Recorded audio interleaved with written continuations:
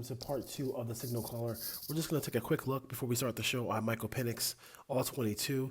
You look here, simple drop back here, and then Boise does a good job of covering his deep options, which he wants to go deep all the time, and then he doesn't have the escapability to get through, to get to the next level, to maybe make a positive run play here.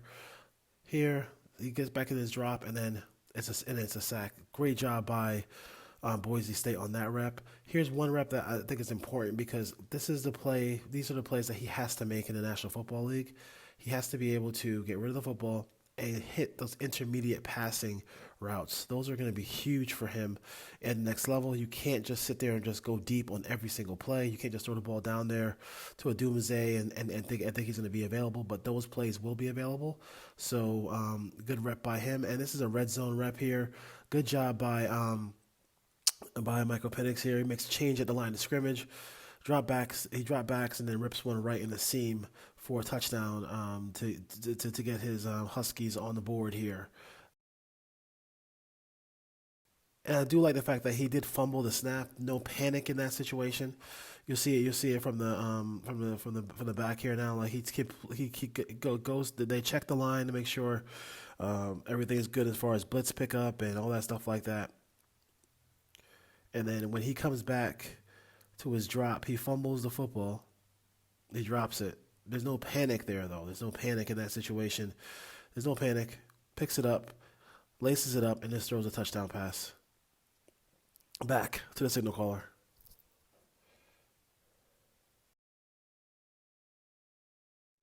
Episode 2, part 2, or whatever we want to call it, of the Signal Caller is coming up next.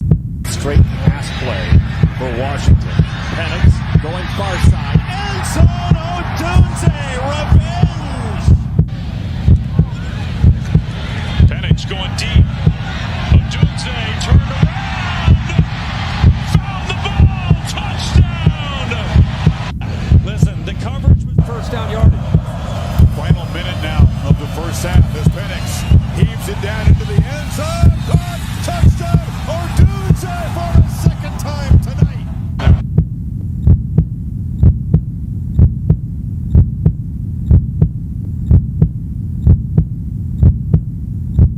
I'm your host, Dwayne Douglas. PORSBR is my Twitter handle, and we have Solo Lopez. We're going to sit here and kind of dissect some of these quarterbacks as that's the dire need of the Raiders going into the 2024 draft.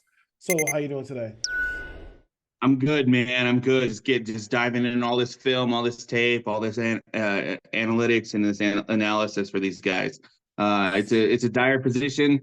I think it's pretty clear what the Raiders need moving forward. Whether if it's going to be Antonio Pierce and Champ Kelly or the new regime or someone else that they bring in, it's got to be quarterback. It's just time.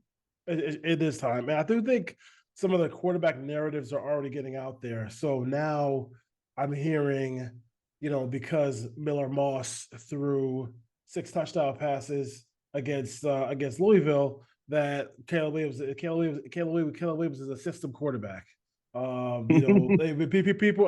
I think there is. I'm seeing the disdain for Caleb Williams, which I think is pretty funny. That the narratives people are having about him, which is like really interesting because I think they're getting caught up in the wrong things, and the stuff that they're actually criticizing him for are not even things that could be the things that stop him from being good being a good pro. Yeah. Can I dispel that myth just real quick a little bit? Every single quarterback who's ever played in the NFL, whether they've been successful or bad, literally every single one has been in a system and played in a system that specifically is trying to win games in that scheme.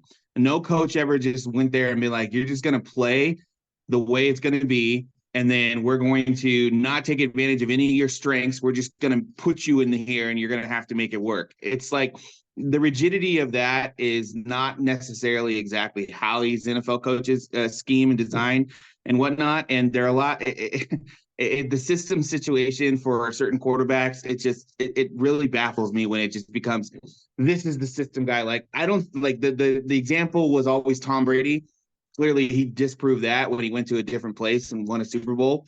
But now it's the Brock Purdy situation. And now it's the Caleb Williams situation, the Lincoln Riley system. It's like, well, we have Lincoln Riley quarterbacks in the NFL that have been pretty good. We've had guys that have won playoff games that have led the teams to the Super Bowls. So the system narrative for quarterbacks, it really needs to really die out. I think what they mean is, are you a playmaker or are you specifically structured with a tailored environment that's going to best fit your skills? And like that you're starting to get into the gray area with that. Yeah, of course. So we will have plenty of time to talk about Caleb Williams, but right now, Michael Penix is under the microscope here on the signal Yes. caller. And let's just talk about the lefty from Washington. Started his career 2018 at Indiana with the Hoosiers. Been playing football for a long time. Had a lot of injuries during that time period. And now in 2022, resurrected his career with Washington, and then they went 12. They went 11, and they went 11-2, and then they followed that up with a 13-0 record, and now they're getting ready to play Texas for the national chip for the college football playoff. There are things to like about them, there's things not to like about them. 31 touchdown passes and 33 touchdown passes back-to-back years, and we got 8 INTs in 2020, in 22, and then we got 23. We had 9 interceptions. So we had that very similar seasons. The guy is a leader. We know that part of it. Does his game translate to the National Football League? And I think that's the one thing that when I was watching the film, I'm kind of, obviously I would support whatever Raiders do because they need a rookie quarterback, but I don't know if it really comes together for him in the National Football League. What are your thoughts about Michael Penix when you're watching the film? So I'm as high as I was in the midseason. I know a lot of his hype has died down for the next level. I know a lot of people have kind of jumped off. I am not one of those people.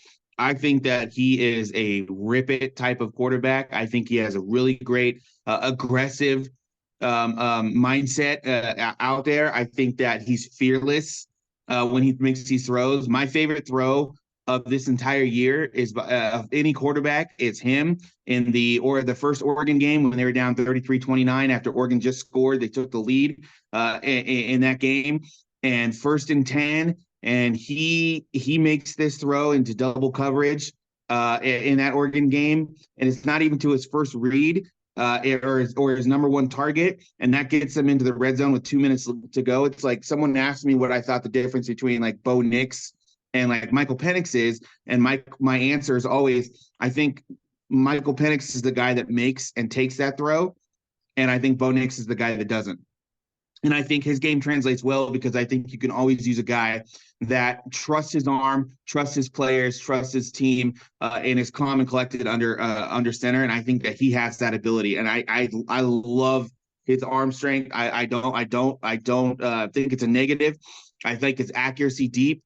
And I like his fearless ability to play. Like he reminds me of a guy that like Baker Mayfield is fearless, and he's shown that this year. I like fearless quarterbacks. They're not scared of the moment. They're not scared to take that throw, even if it's not necessarily the best throw. He threw in double coverage, but it's my favorite throw of the entire college season. Honestly, I really, really, really love his game.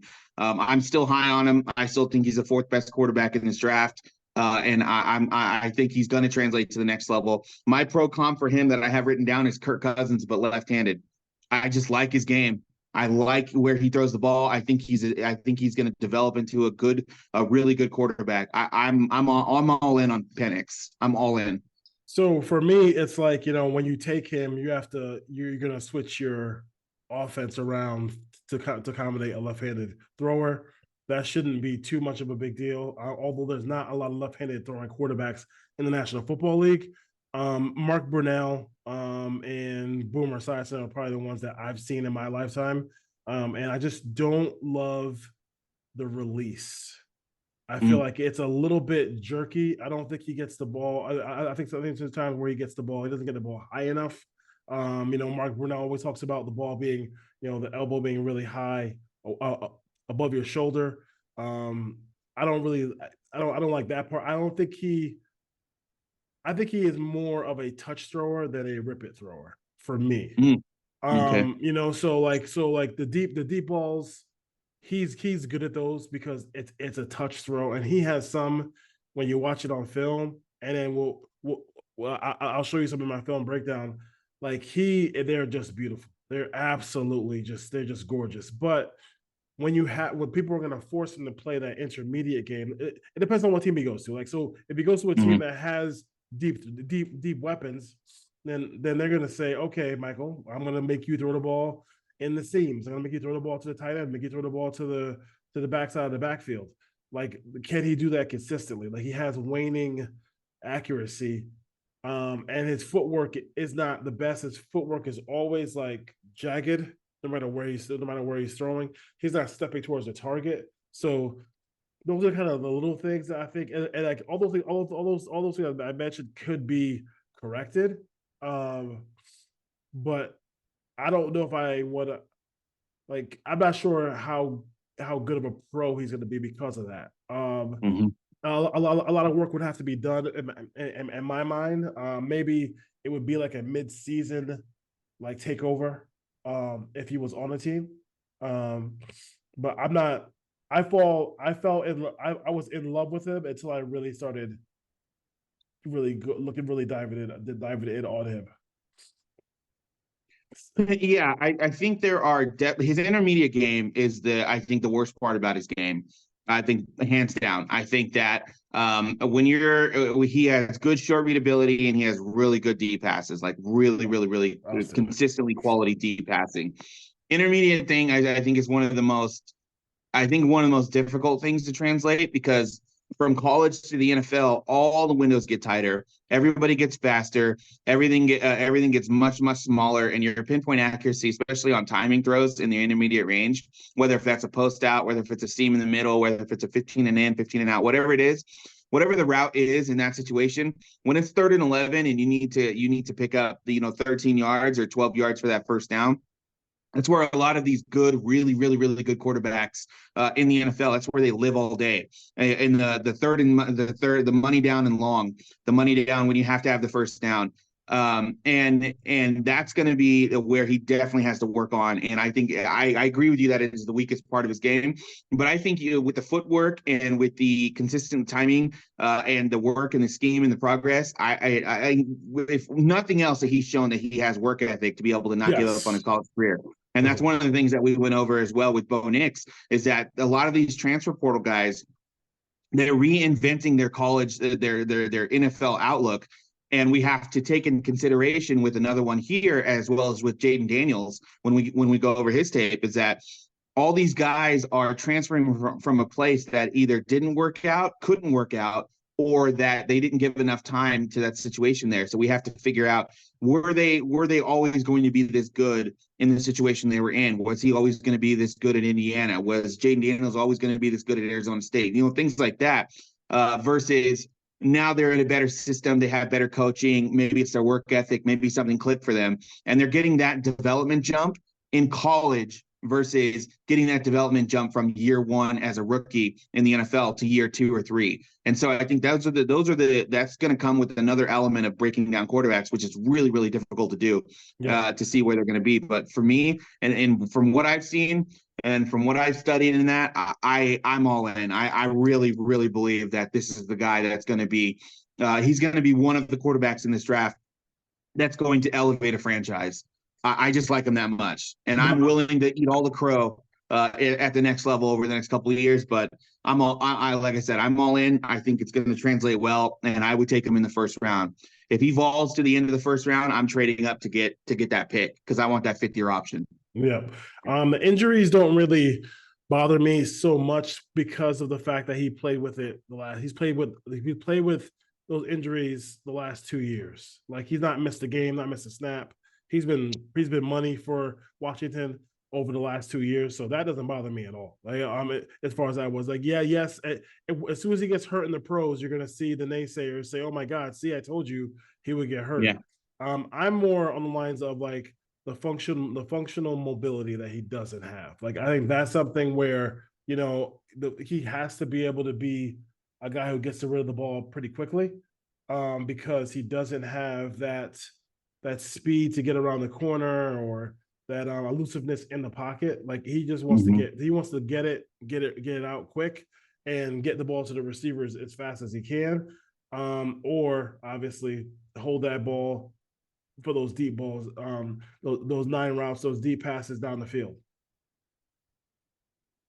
Yeah, that's when we get him into the next level, I think a lot of his early success is going to depend on where he goes, which is kind of the same thing. It's kind of it's not the hottest take to say that about a quarterback. It's kind of where it matters in that situation. But in terms of his injury stuff, like you just mentioned, in my opinion, it is a concern. It's kind of a major concern and stuff because he's had tons of the worst kind of injuries that you can have, all in college, that have maybe not halted his progress in that situation, but they have really put a damper on where he's going to be at, because he'll be 24, he'll be a 24-year-old rookie, just like we've seen recently with a lot of these transfer portal guys, that they're not just I'm 3 years in and I'm done when they're 21 and 22. A lot of these top quarterbacks now have already been to 2 different teams in their situation. So you're getting a guy who's not only going to be 24 as a rookie, but have dealt with substantial injuries there. So I'm a little bit more concerned than you are about it. But quarterback it's the longevity play for the quarterback. Those guys are always going to play the longest. Now you're getting guys that are playing as long as kickers have, and sometimes longer than kickers have in the NFL when you're playing quarterback. So you're going to start seeing these second and third and fourth generation iterations of these guys, and they're going to be going through a long-term development progress for some of these quarterbacks. I mean, you just see it all over the NFL now. You look at Baker Mayfield. You look at 38-year-old Joe Flacco, whose career was done 4 years ago. Yeah. So you see these guys that are progressing through. So injuries is a concern with me in that situation, but these guys play so long that I don't think it's going to matter in the long run for his career. It'd be interesting to see when the physical comes, is his 24-year-old body looking like a 34-year-old? Like, you know what I mean? Mm-hmm. Like is that something that where teams should be worried about? The fact that like until they get that whole physical and they go to the combine and everything like that, and he runs and everything. I'll be interested to see what he runs. Not because I want to see him I want to see how fluid he runs, because he really is a pocket, but he's really a pocket He's passer. a pocket passer, 100%. 100%. He's going to stay there. Yeah. Yeah. I mean, that's what my pro comp was, Kirk Cousins for him. That's who I had my active pro comp for, and that's just, I'm standing on that, because I just don't think he's going to be the guy that's going to take off for 30 yards unless it's like once a year kind of situation. No question about it. I don't see, as far as as far as like the height goes, 6'3", 6'3", 213 pounds. So like the height and the weight are going to be in that higher percentile that you want as far as your quarterbacks go. So I just feel like, but will he be a guy who translates? We'll have to wait and see. Obviously, the injuries, we talked about that. I just don't know if that little bit of a hurt, that motion is just not. It's not fluid. It's not mechanics fluid. need work. Mechanics, the three of the mechanics need work. I mean, and I just feel like he uses so much upper body to throw that he's not using his lower half at all, really, to me, like from what I see. But maybe a more trained eye could kind of see that as well. I don't like the fact that he's not. Like, I don't want a running quarterback to be like, oh, I want a runner and be like Randall Cunningham and also. I would like a guy who could give me just the option of it. Like if I like on the occasion, if I wanted to use quarterback power and just to throw people off, could I do it? He's literally, especially in the red zone. Especially in the red zone, and he's actually a guy who is one of these candidates who you could rush 3 and drop 8. Mm-hmm. a lot. Like if you really wanted to, like really, like I mean, like I'll show you. I'll show you some red zone stuff where he did it, where Boise State did it, and he threw a touchdown pass. But Boise State isn't the Baltimore Ravens. Boise State isn't, Yeah. isn't the Bengals. So like like he's a guy who I think once he gets hot, like I could see somebody say, oh, you know what, he can't, he's not going anywhere. So I'm gonna rush three and then drop everybody else, and then see if he can force him to throw the ball down, and wrap and tackle and run to the football. Yeah, it will be when you brought up the running aspect. It will be interesting to see what he does run and what his athletics come out as. What his tangible athletic, like his 3 cone and his 40, and what that comes out as, because that'll be. I think that might surprise some people in that situation. But yeah, he is definitely not the guy that's going to take off in the pocket and get you 40, 50, 60 yards. But then again, maybe if he gets into a situation where he's forced to do that, he will. I mean, he's never really been in that situation, especially with the way Washington plays offense. They are for sure the vertical passing. So Yeah. we'll see. Yeah, we'll definitely see. And I'm interested in the combine because I want to know if he's going to throw at the combine. Like, what's he going to do? Is this media narrative a little bit where he's kind of fallen off in terms of maybe he was a top 15 guy like 3 months ago, Yeah. and now he's more of a first, second, mid-second round guy. So I want to see what happens now between the end of the playoffs. Because I mean, if he beats Texas and then goes on and beats whoever else in that situation, and he throws for whatever and he just dominates these games against these next two top competition, if they beat Texas, then it's the situation where you have to almost kind of reevaluate. This is what happened with CJ Stroud with me. It was for me, and it was the CJ Stroud, it was Bryce Young, and it was Anthony Richardson were my top 3 guys. But after that game that he had in the playoffs, that was it. Like, he was my number 1 guy. I saw all I needed to see in that game, in that playoff game. And that's 100%. important for these quarterbacks that are going to be taken at the next level, to be able to perform at that level in that situation. So we'll see how it goes. And there's a lot more to do on him, but I like him a lot. You mentioned the 4 cone. Like I just want to see, and then and like obviously the 40. I just want to see how smooth it looks with him running. Yeah. Like, you know what I mean? Is there any hitch in his giddy up when he's running, when he has to change direction? Like, is that an issue for somebody who's had, a torn ACL, 2 torn ACLs, and all these other injuries as well too? So we'll have to see about Michael Penix as far as that Do you goes. think his shoulder injury has anything to do with the way he throws the ball? It might. It might. It might. I mean, maybe it does. I'm not sure. But Yeah. but he's. I mean, he's had. I remember they did the thing on TV where they just showed like they showed like his body and all the parts he had. Yeah. He had. And I mean, like a testament to him for continuing to play, continue to strive to be, to be a great quarterback. I just, like I said, I'm just worried about. I'm more worried. I think he could find a way to play without getting hurt and everything like that, and then and just do. I just worry about, like, the intermediate, and then not being able to run. Like somebody like Kirk Cousins. If you play over the top, I've seen Kirk Cousins go 12 for 12, just throwing the ball to the tight ends and backs. Like he'll sit there and just be like, okay, I can't go. You won't let me get just Jefferson over the top. Okay, boom, tight end. They run running back, tight end running back. He'll do that all day and all night. So, we'll have to see what happens for Michael Penix there, and then obviously stay tuned, because I do have a little video breakdown as well of Michael Penix and some of the 2 games, one against Oregon and one against Boise State, as far as that goes for the folks. Do you have a round prediction? Do you think where do you think he goes? I think second round. Yeah. Begin the second round. I think he'll get the Levis treatment. And I think as far as like our thing where we talk about, starter, functional starter, backup, I think he's a starter in the league. Like I think, because I think the older generation, I mean, we're clearly seeing the powers that be, the Sean Paytons of the world, all these other guys, they're pushing, like every team is pushing everybody out. They're saying, okay, you're making $50 million a year, you got to go. Like you got to go. Ryan Tannehill is making a lot of money. We're gonna draft Will Levis. Like, Yeah. keep drafting. I mean, I'm always kind of give people the credit for continuing to draft quarterback. Just you have to just keep doing it. Even when you have one.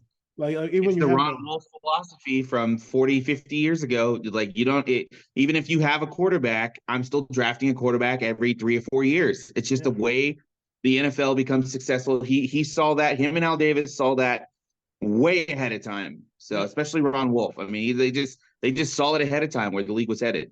Are you worried about the six? Because in college football, the completion percentages can go through the roof.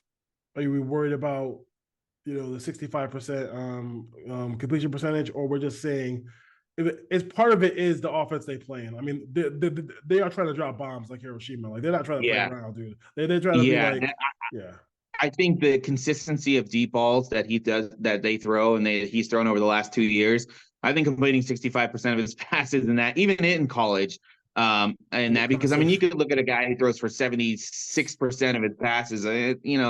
It's kind of like, okay, well, can we look at it? Can we see where it's going? Can we see who they're playing against? But no, it doesn't bother me because I think that the consistency and the just the sheer amount of deep passes that they're throwing and trying to get down. Yeah. That's why I think he's such a good quarterback for that system, because he's so, like I said, he's so fearless. Like, he's not just recklessly throwing the ball either. I mean, he's finding his targets downfield where he needs to go. So it doesn't bother me. My comp for him was the old Bengals quarterback Jeff Blake. If you remember. Oh, really? Yeah. Because I just feel like he's a bombs away guy. Like, he's gonna be like I could see him like a Norv Turner kind of offense where they're just like run, play action, fake, and then like as soon as you come up a little bit, you give them an inch, they're gonna take a mile, and throw the ball down the field for bombs down the field for whatever team he goes to. So be interested to see. I know that he's been mocked to a bunch of different teams. I mean, obviously, Vikings have been one. And the Raiders have been one as well too. So we'll see. But leadership is a good thing. Leadership is definitely a thing that those guys on that team. As a guy who was a USC podcast and covered the Pac-12, he's a 100% the unquestioned leader of that team. They love him. And they love him, and I think they love him. That's a huge thing. And there's no split in the locker room. It's like, I will run through a wall for Michael Penix, and I think that is something that you can't even measure. It's not just a personality thing either. It's kind of like, I'll show you what I'm going to do, and then you're just going to follow me there. And it's almost like force of will. It's like, well, we're just going to go here. This is where we're going to be. This is what we're going to do, and here it is. Like, that's why that drive. It was a 2-play drive, but it's my favorite drive of any quarterback, and it has my favorite throw of any quarterback. It just is what it is. It's just like, they went down. He didn't panic. He was just on the sideline, calm and collective. He goes in there. He throws into double coverage, pinpoint accuracy to trust his receiver. He throws the touchdown to Rome Odunze on a fade route the next play. They take the lead for the rest of the game, and that was it. And they won. They beat Oregon for that. I mean, it's just that kind of stuff right there. It just that sticks out to me more than a lot of the negative aspersions that he's going to have on his game, which are credible. I'm not saying they're not credible. The intermediate thing, the footwork, these are credible concerns. The injury history, these are credible concerns. That's fair. But when you see something like that, it just flashes to you, and you hold on to it. That's something I'm holding on to, and almost. Like, so much of it is just simplifying, like, what happened in that moment. What did he do in that moment? And in that moment, he showed you what he was going to do. And I think that's going to I think that's what's going to translate to the next level for that leadership, that force of will, that I'm going to get it done. And that's all there is to it. I love it. I love the guy. Cool. So we're a little discriminate on there, but but that's fine. I just want to kind of I have some worries about Michael Penix. Definitely.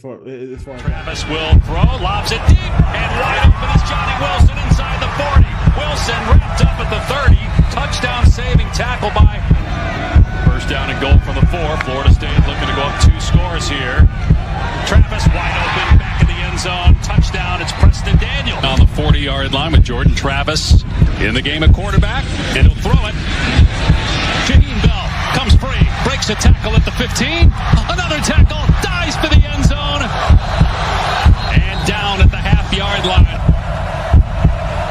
Play clock at 2. Travis, end zone, wide open, touchdown. Keon Coleman has floored.